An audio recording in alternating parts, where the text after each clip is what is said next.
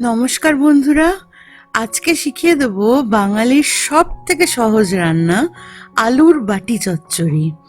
কোনোদিন যদি সময় হাতে খুব কম থাকে অথচ চট করে সুস্বাদু কিছু বানিয়ে নিতে হয়, তাহলে এই আলুর বাটি চচ্চড়ির কিন্তু কোনো জুড়ি নেই। আসুন দেখে নিই কিভাবে আমরা এটাকে বানাবো।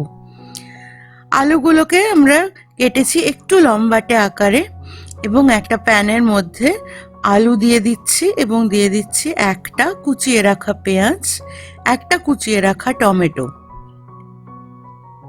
সামান্য একটু হলুদের গুঁড়ো, নুন, স্বাদ মতন নুন দিয়ে দিচ্ছি, 3-4টে কাঁচা লঙ্কা চেরা এর মধ্যে আমরা দিয়ে দিচ্ছি এবং তারপরে এই পুরো জিনিসটাকে আমরা জল দেব।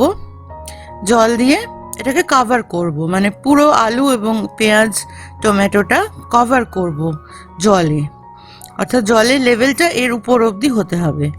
ভালো করে নেড়ে চেড়ে দেবো এবং হিটটাকে অন করে দেবো।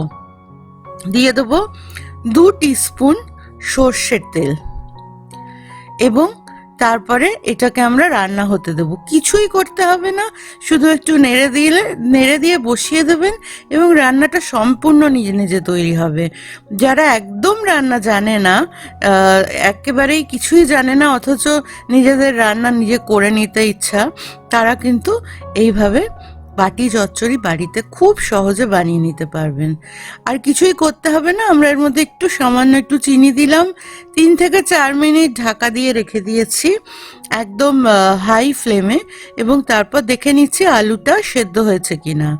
আলুটা দেখতে পাচ্ছি সেদ্ধ হয়ে গেছে প্রায় 3 থেকে 4 মিনিট পরে, কিন্তু আরও একটু রেখে দেবো কারণ আলুটা একটু নরম হবে এবং নরম হওয়ার পর আমরা এর মধ্যে লাস্টে 1 টিস্পুন আবার সর্ষের তেল দিয়ে খানিকক্ষণ ঢেকে রাখবো এবং গরম গরম সার্ভ করব রুটির সাথে, পরোটার সাথে।